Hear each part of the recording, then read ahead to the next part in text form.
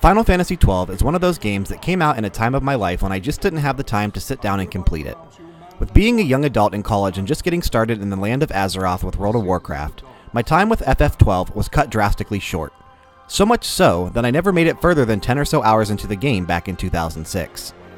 I had always been meaning to get back to it at some point, but that time just never arrived. We attended the Distant World Symphony Orchestra in Pittsburgh, Pennsylvania back in 2015, where it was initially leaked that Final Fantasy XII HD was going to be a thing. Ever since then, I had been looking forward to getting back to the world of Ivalice, and man, it's been such a long time. If Arcadia should launch an attack by both land and air, our kingdom will stand little... Nabudis has fallen. Impossible! My father? I know not. I am sorry. The story found within Final Fantasy XII has always been positively received by fans and critics alike, as it features a tale of conflicting nations and a power struggle through war, as opposed to the traditional tropes Final Fantasy had been doing over and over again with previous entries. The story is helped along by a decent main cast of characters and supporting cast. I wouldn't consider Vaughn, Ash, Balthier, Bosch, Fran, and Pinello to be among the best casts ever produced for the franchise, but these 6 definitely have their strong points that are directly balanced out with some significant low points as well. In my opinion, Balthier should have been the main protagonist right from the start in the story, and that may have made all the difference needed. Ha! Yeah!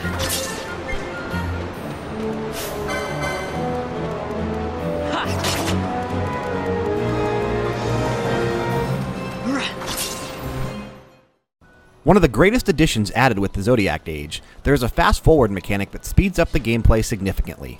As a setting in the menu, you can choose either 2 times the speed or 4 times the speed, and this affects not only how fast you walk around the world, but also the speed at which combat takes place. This effectively makes a 70 to 80 hour game able to be finished and completed in roughly half the time. In fact, I left the speed of the game at 2 times since the beginning, and would bump it up to 4 times the speed every single time I had to run clear across the map or through multiple gigantic areas. The combat system is definitely a drastic change that the series had not seen before it or since. In a manner similar to MMORPGs, you run around a vast open field and approach enemies at will to engage in combat. A connecting bar will appear from your characters to whichever enemy they are currently targeting. One of the nicest things about Final Fantasy XII is the Gambit system. This system allows you to set predetermined actions for all 6 of your party members and rank them in order of importance. So for Vaughn, which is the main character I am normally controlling on the field, I have him set to attack the nearest foe that has the lowest amount of HP.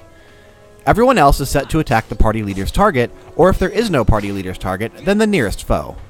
Utilizing this, I can simply run around the field and my preferred party of 3 will auto-engage in battles without me having to tell them to do so.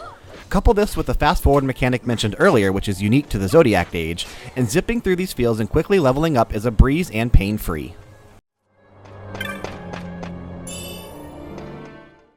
While the game is basically one interconnected, massive open world, I highly recommend sticking to the main path as much as possible, especially early on throughout the journey.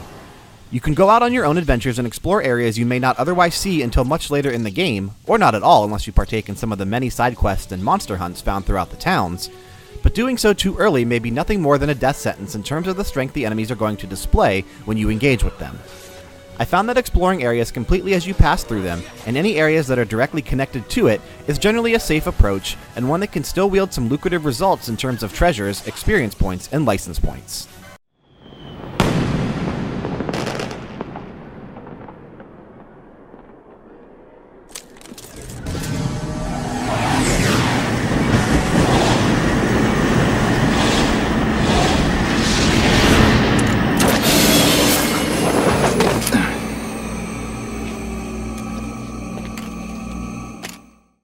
Now let's start talking about some more of the features and additions that are unique to the Zodiac Age, and why these features make it the definitive edition to own if you ever want to play through the story again.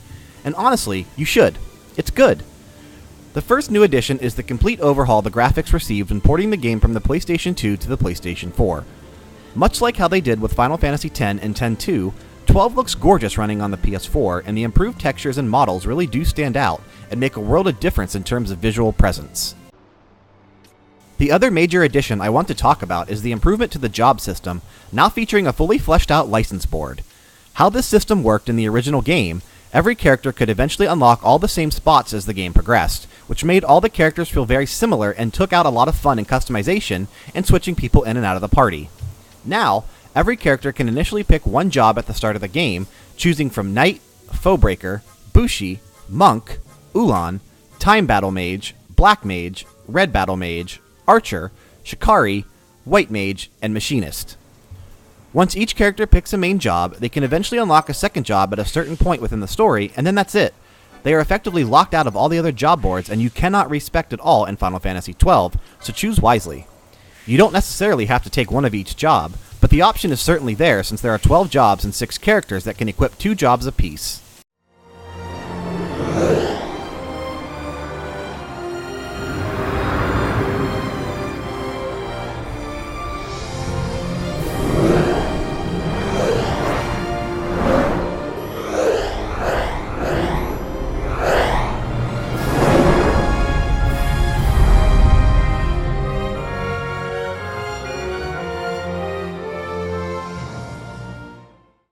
In all, Final Fantasy XII The Zodiac Age is a brilliant addition to the latest remasters that Square Enix has been pumping out, and has satisfied my thirst this year for more Final Fantasy adventures after finishing 15 last year.